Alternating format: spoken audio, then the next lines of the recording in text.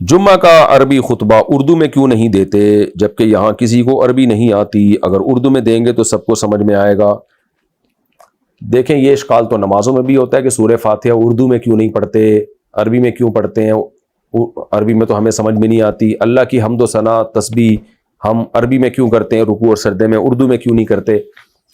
تو بات اصل میں یہ کہ صحابہ نے یہ کام نہیں کیا نا۔ جب صحابہ دوسرے ملکوں میں گئے جہاں اجمی بھی تھے تو ہمیں کہیں ایک ضعیف روایت بھی نہیں ملتی کہ کسی اجمی کو بھی صحابی نے یہ کہا کہ تم اپنی زبان میں جمعے کا خطبہ دو۔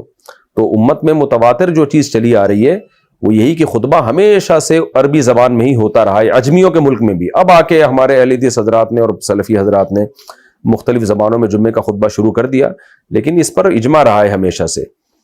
ایک دلیل لوگ دیتے ہیں کہ بھئی خطبہ تو ذکر ہے، نصیحت ہے، اور نصیحت تو ہر قوم کی زبان میں ہی ہوتی ہے۔ تو اس کا جواب یہ ہے کہ یہ بات اسلاف کی سمجھ میں کیوں نہیں آئی؟ دیکھیں جو نصیحت، جو ذکر جو ہے نا، جو ذکر قرآن کریم میں منصوص ہو، قرآن کہتا ہے نا کہ فَاسْعَوْا إِلَىٰ ذِكْرِ اللَّهِ، جمعے کے دن تم اللہ کے ذکر کی طرف دوڑو۔ تو یہ اسلام میں یہ جو جمعے کا خطبے والا ذکر ہے یہ عام نصیحتوں کی طرح نہیں ہے، بلکہ یہ بھی معصور اور منقول ہے۔ تو ذکر جو ہے نا یہ اسلام کی جو آفیشلی زبان ہے عربی ہے اسی میں ہوگا، کیونکہ اس سے عربی زبان کو بھی فائدہ ہوگا۔ تو اس لیے یہ ذکر ہم عام بھی جب جو ذکر کرتے ہیں وہ بھی عربی میں ہی ہوتا ہے، اردو میں نہیں کر رہے ہوتے ہم۔ سبحان ربی الاعلیٰ جو ہم نماز میں پڑھتے ہیں، یا عام تسبیحات بھی ہم صبح و شام کی جو کر رہے ہوتے ہیں وہ عربی میں ہی کر رہے ہوتے ہیں۔ تو اسلام کی سرکاری زبان عربی ہے، تو جتنی اسلام کے سرکاری احکام ہیں وہ عربی میں ہی ہوں گے۔ دیکھیں نا آپ کسی جیسے پاکستان کی جو سرکاری زبان ہے انگلش ہے، اب آپ کو انگلش نہ بھی آتی ہو تو بھی آپ اپلیکیشن انگلش میں ہی جمع کراتے ہیں۔ وجہ اس کی یہ کہ بھائی یہ سرکاری زبان ہے، تو اسلام کی بھی سرکاری زبان جو ہے وہ عربی ہے۔ تو اس لیے جتنی بھی اسلام کی آفیشلی جو بھی عبادتیں ہیں نا وہ عربی میں ہی ہوں گی۔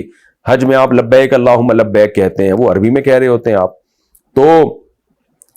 تو اور سب سے بڑی دلیل میں نے کہا کہ تمام دلیلوں کی جو بنیادی دلیل ہے وہ یہ ہے کہ لوگ جب یہ دلیل دیتے ہیں کہ ہم نصیحت ہے، نصیحت تو اس قوم کی زبان میں ہوگی، تو یہ بات صحابہ تابعین کے سمجھ میں کیوں نہیں آئی؟ تو اسلاف میں ہمیں نہیں ملتا۔ اسلامی حکومتیں اتنی وسیع ہوئی ہیں، فارس فتح ہوا، روم فتح ہوا، کہیں بھی ایک ضعیف روایت بھی نہیں ملتی کہ جمعے کا خطبہ مقامی زبان میں ہوا ہو۔ تو صدیوں سے متواتر متوارث یہی چلا آ رہا ہے کہ جمعے کا خطبہ ہمیشہ عربی میں ہی ہوتا رہا ہے۔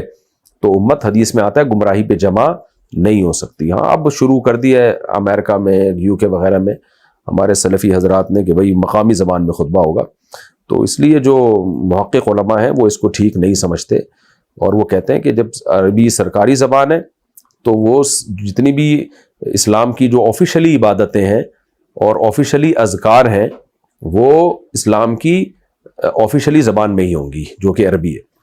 ہاں یہ ضرور ہے کہ عربی خطبے کے ساتھ اگر اس کا ترجمہ بھی ہو جایا کرے ساتھ میں تو پھر کوئی حرج نہیں ہے، یعنی آپ عربی میں خطبہ ادا کر لیں تو سنت پوری ہو جائے گی اور اسلاف کا طریقہ پورا ہو جائے گا، ساتھ میں اس کا ترجمہ بھی ساتھ ساتھ کر دیں تو اس کی اجازت ہو سکتی ہے، اس کی گنجائش ہو سکتی ہے۔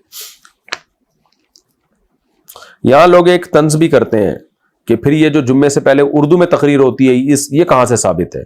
تو بھائی تقریر کے لیے ثبوت ضروری نہیں ہے، خطبے کے لیے ثبوت ضروری ہے۔ خطبہ اسلام کی ایک آفیشلی عبادت ہے، آفیشلی ایک نصیحت ہے جو اللہ نے متعین کی ہے۔ جیسے اذان بھی ایک نصیحت ہے نا، لیکن متعین ہے تو وہ عربی میں ہی ہوگی۔ تو خطبہ بھی جمعے کا قرآن نے حکم دیا ہے اور نبی نے ایک تواتر کے ساتھ اس کو ادا کیا ہے اور نماز جمعہ کا حصہ ہے وہ۔ اس سے پہلے جو تقریر ہوتی ہے خطبے کی وہ تو ہماری اپنی بنائی بھی بعض و نصیحت ہے، وہ کسی بھی دن ہو سکتی ہے۔ ہم جمعے کو کر لیتے ہیں کہ پبلک اکٹھی ہوئی بھی ہے، تو وہ اس کے وہ شرعی حکام ہی نہیں ہے جو خطبے کے ہیں، لہذا اس کا اس طرح سے سننا بھی واجب نہیں ہے، اس کے بغیر بھی جمعے کی نماز ادا ہو جائے گی۔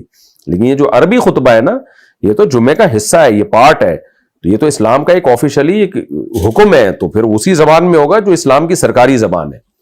اور میں بار بار کہتا ہوں کہ سب سے بڑی دلیل تو صحابہ تابعین کا عمل ہے نا، آپ اس کی مخالفت کیسے کریں گے؟ آپ اپنی عقل کو ان سے آگے کیسے لے کے جائیں گے؟